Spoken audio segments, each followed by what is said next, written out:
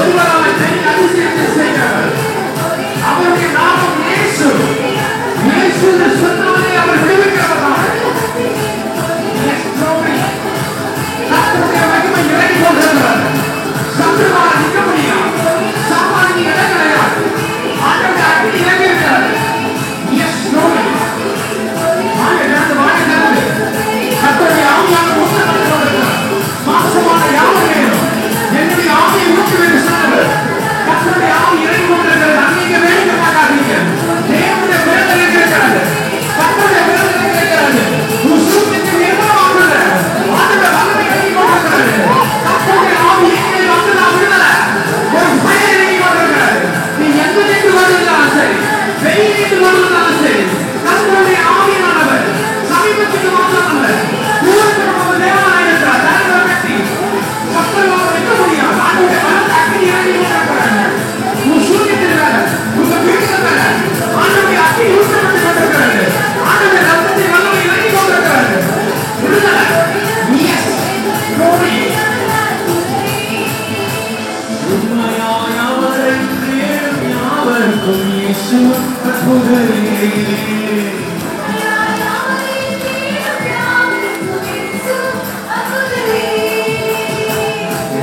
பாடுங்கள், கேட்டாலும் போடுங்கள், சந்தோஷத்துடனே சங்கீதம் பாடுங்கள். கர்த்தருடைய ஆவியானவர் அபிஷேகம் கொண்டிருக்கிறார்.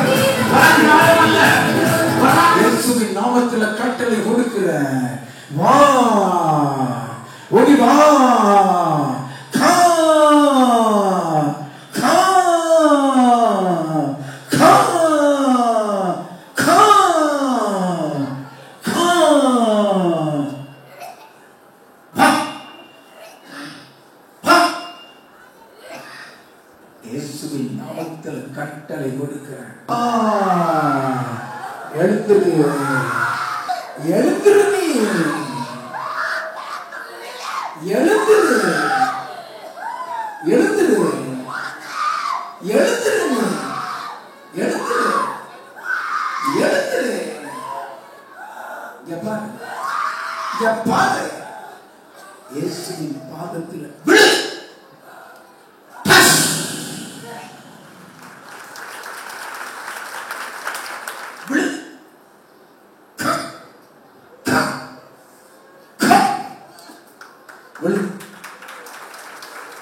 வாழிய வா வா கண்ணத்தோட கண்ணத்தோட ஜபா அப்படி வா அப்படி வா. நீ எங்க போ விடு விடு விடு.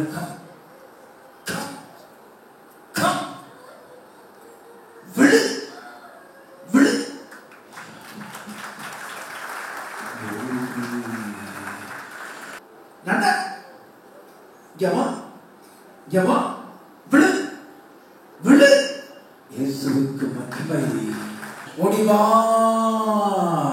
ஓடிவா ஓடிவா. விடு விடு. இயேசுவுக்கு மகிமை. ஜபா விடு விடு. இயேசுவுக்கு மகிமை. விடு இதுல விடு விடு விடு. நடிக்காத நாடகம் எல்லாம் எனக்கு தெரியும்.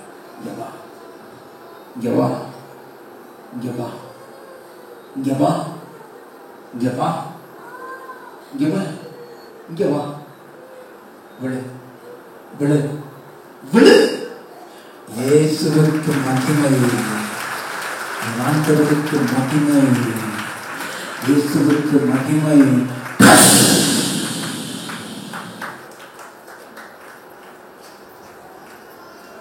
உன்னை கட்டி இருக்கிற கட்டுகளை அவிழ்க்கிறேன். இயேசுவின் நாமத்தில் நான் கட்டியிருந்த கட்டுகளை அவிழ்க்கிறேன்.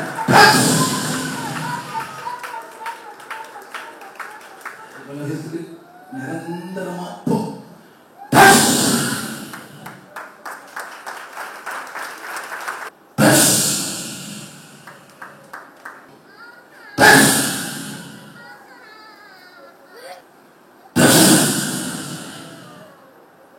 இவளை விட்டு நிரந்தரமா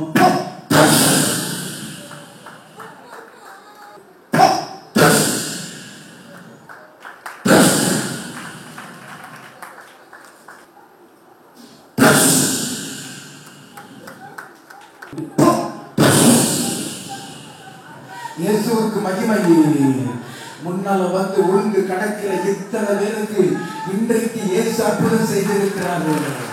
இன்றைக்கு இயேசுவுக்கு அற்புதம் செய்திருக்கிறார் ஐயா. இயேசுவுக்கு மகிமை.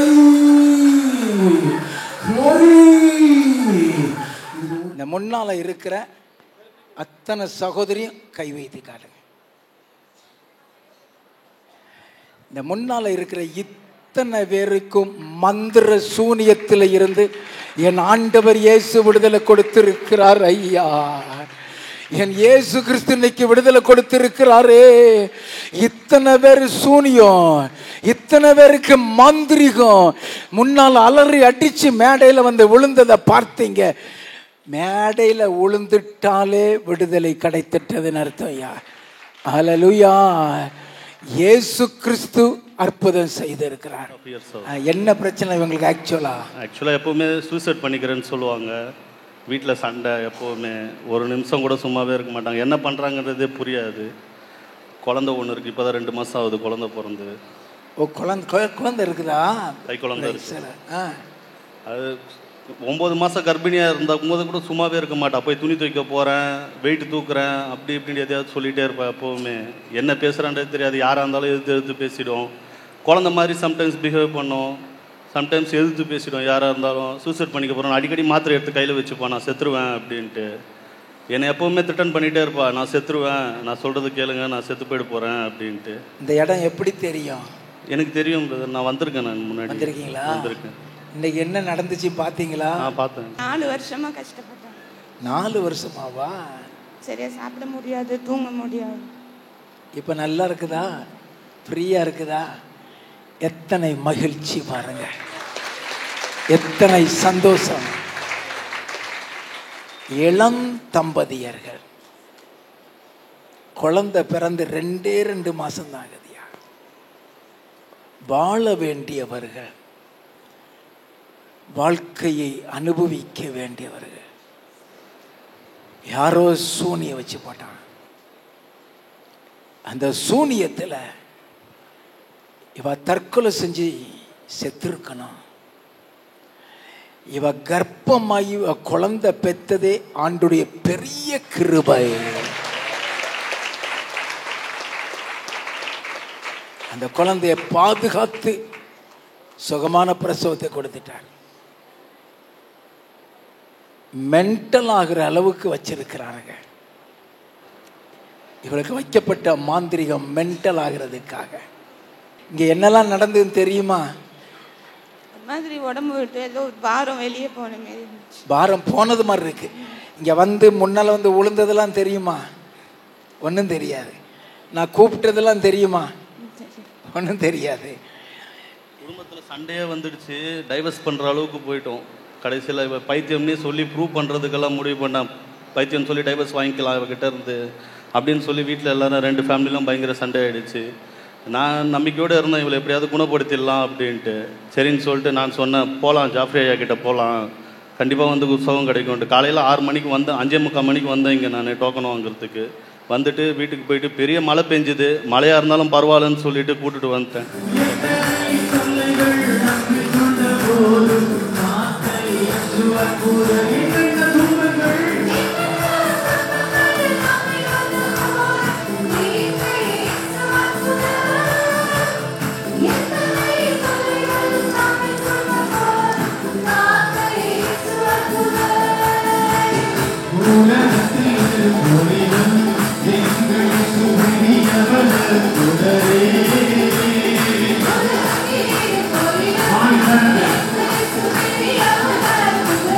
Wow.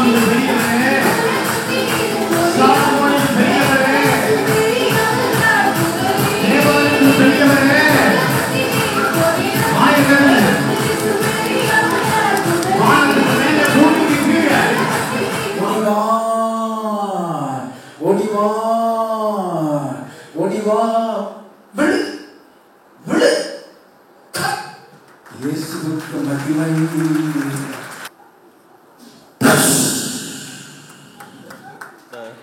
இப்ப சந்தோஷமா இருக்கு, ரொம்ப சந்தோஷமா இருக்கு. இயேசு கிறிஸ்துவுக்கு மகிமை உண்டாகட்டும், என் ஆண்டவருக்கு மகிமை உண்டாகட்டும். இந்த பிள்ளைய மனநிலை பாதித்து கணவன் மனைவி பிரிஞ்சிடணும், கர்ப்பத்தில் இருக்கிற குழந்தையை க்ளோஸ் பண்ணிடுறான். இவ்வளவு காரியமும் அந்த மந்திரத்தில் உள்ள பிசாசு செய்ய முயற்சி செய்திருக்கிறது. என் ஆண்டவர் இயேசு காத்து கொண்டார். இன்றைக்கு கர்த்தர் விடுதலை கொடுத்து விட்ட இயேசு கிறிஸ்துவுக்கு மகிமை உண்டாகட்டும். என்னோட பேர் அமுதவள்ளி, ஆவடியிலேருந்து வரோம். எனக்கு வந்து இப்போ 6 வருஷம் ஆயிடுச்சு. எங்களுக்கு கல்யாணம் ஆகி 6 வருஷம் ஆச்சு, குழந்தைகள் இல்லை. எனக்கு வந்து டாக்டர் எத்தனையோ நிறைய டாக்டர் பார்த்தேன், எவ்வளோ கோயில் குளம் எங்கெங்கேயோ போயிட்டு வந்துட்டோம். எனக்கு எதுவுமே சரியாகல. நீர்க்கட்டி பிரச்சனைனால எனக்கு வந்து மாதவிடாய் வந்து மாத்திரை போட்டால் தான் வரும், மாத்திரை போட்டால் தான் நிற்கும். அப்படி போடலைன்னா 3-4 மாதம் வராது. அப்படி வந்துச்சுன்னா நிற்கவே நிற்காது. 1 மாதம் ஃபுல்லாக போய்கிட்டே இருக்கும். 40 நாள் 50 நாள் வரைக்கும் கூட வந்துகிட்டு இருந்துச்சு. தீட்டு நிற்காமல் போய்கிட்டே இருக்கும். அப்படி ஒரு சூழ்நிலையில் நிறைய மாத்திரை போட்டு எனக்கு நிற்கவே இல்லை. எனக்கு வாழ்க்கையே வெறுத்து போச்சு. ஒரு சராசரி பொண்ணாக கூட என்னால் வாழ முடியலையே அப்படின்ட்டு எனக்கு வாழ்க்கையே வெறுத்து போன டயத்தில் இந்த ராஜி என்னன்னு எங்கள் கணவர் கூட வேலை செய்கிறவர் அண்ணன் இங்கே எங்களை கூட்டிகிட்டு வந்தார். அப்போ நாங்கள் இங்கே வந்தபோது வாரம் ஜெபம் பண்ணிட்டு போட்டோம். அந்த 30 நாள் எனக்கு நிற்கவே இல்லை. மாத்திரை எவ்வளோ போட்டு நிற்கவே இல்லை. நான் அப்போ இங்கே வாழ்க்கையே வெறுத்து போய் தான் இங்கே வந்தேன். அப்போ முதல் வாரம் டோக்கன் ஜெபம் போட்டு பண்ணிட்டு வந்தோம். அப்படியே அப்பயே நின்றுடுச்சு. ஐயா டோக்கன் ஜெபத்தில் சொன்னாங்க எல்லாம் சரியாயிடுச்சு அப்படின்னாங்க. அப்புறம் நாங்கள் 3ஆவது வாரம் வரும்போது மதியம் இருந்து நைட்டு அக்கினி அபிஷேகத்தில் இருந்தோம். அப்போ பயங்கரமான சூடு என் மேலே இறங்குச்சு. ஒரு புழு மாதிரி துடிச்சேன். அப்போ எல்லா பக்கம் உருண்டு அப்படியே விழுந்தேன். பயங்கரமாக ஓடி போய் விழுந்துட்டு இருந்தேன். அப்போ ஒரு பெரிய கை, அந்த கை ஃபுல்லாக ரொம்ப காயங்கள் இருந்துச்சு, தழும்பு இருந்துச்சு. அந்த கை வந்து என் வயத்துலேருந்து எதையோ அப்படியே சுருட்டி அப்படியே பிடுங்குச்சு. எனக்கு என்னை விட்டு போகிறது என்னால் உணர முடிஞ்சுது. நான் அப்படியே விழுந்து பயங்கரமாக உருண்டு கத்தி எல்லாரையும் தள்ளிக்கிட்டு முன்னாடி வந்து விழுந்தேன். அப்படியே உருண்டேன். 1 நிமிஷம் கூட என்னால் நான் நிற்கவே இல்லை. உருண்டி இந்த பக்கம் பிரதர் இருந்தாங்க, அவங்க மேலே போய் விழுறேன். அப்போ கூட எனக்கு தெரியுது, ஐயோ இவங்க மேலே விழக்கூடாதுன்னு தெரியுது. அதனால் என்னால் கண்ட்ரோல் பண்ணவே முடியல. விழுந்து உருண்டு சரி. அப்போ இங்கேருந்து பாதி தூரம் கூட போகல, கொஞ்சம் தூரம் தான் போயிட்டு இருந்தோம். அப்போ வீட்டுக்கு போயிட்டு இருக்கும்போது வீட்டுக்கிட்ட போக பயங்கரமா, அதாவது அந்நிய பாஷை புரியாத பாஷையில் ரொம்ப கத்துறேன்.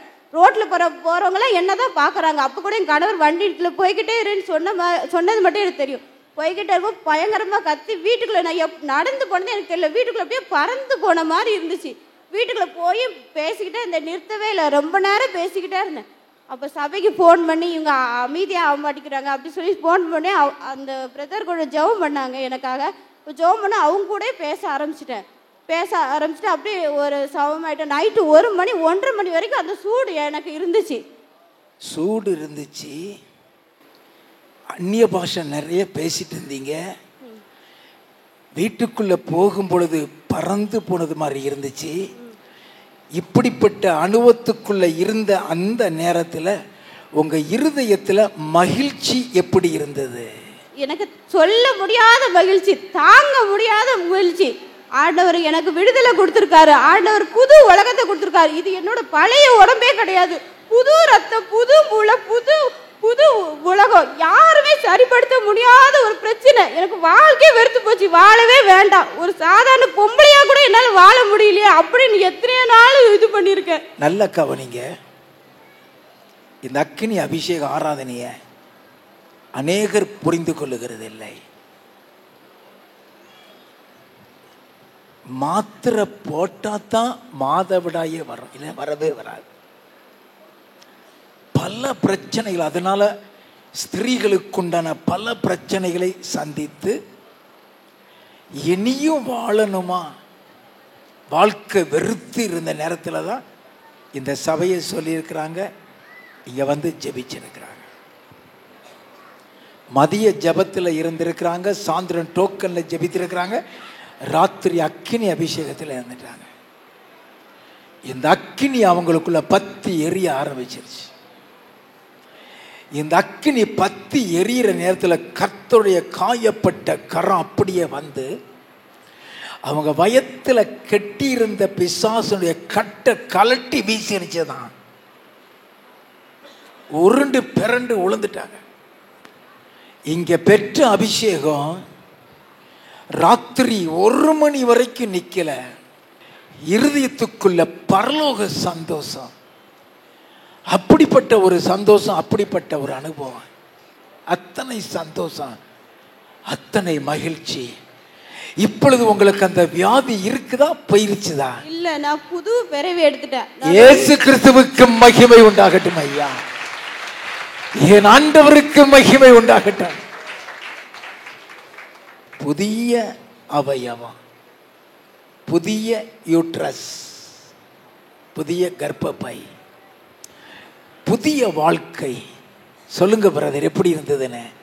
புதுசா இருந்துச்சுங்கய்யா. அதாவது முன்னாடியெல்லாம் வீட்டுக்கு போகும்போதே கொஞ்சம் பயமா இருக்குங்க. என்ன சொல்ல போறாங்களோ, கை வலிக்குதும்பாங்க, கால் வலிக்குதும்பாங்க, தலை வலிக்குதும்பாங்க, ஏதாவது ஒரு பிரச்சனையிலே இருப்பாங்க. சபைக்கு வர ஆரம்பிச்சிருந்து அப்படியே ஒரு சந்தோஷத்திலே இருக்காங்க. இயேசு கிறிஸ்துவுக்கு மகிமை உண்டாகட்டும் ஐயா. வெளியில போனேன்னா இவங்களை நினைச்சாலே எனக்கு துக்கமா இருக்கும், கஷ்டமா இருக்கும். ஆனா எனக்கு வெளியே போனேன்னா துக்கமா இருக்க நேரத்துல கூட இவங்களை நினைச்சா அப்படியே சந்தோஷமா இருக்கு. அதே அதுதான் கணவன் மனைவி உறவு.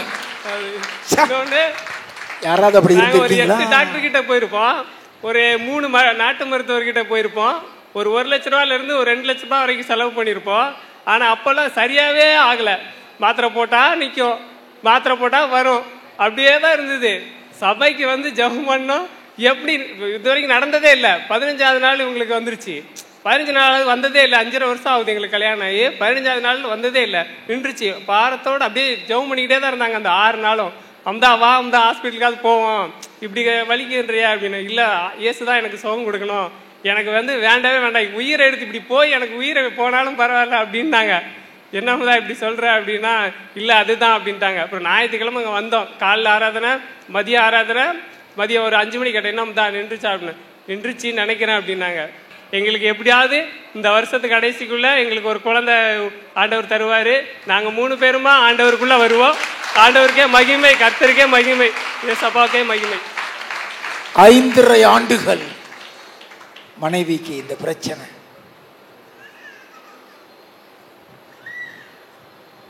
ஒவ்வொரு நாளும் ஒரு பிரச்சனையோடு வருவாங்களாம்.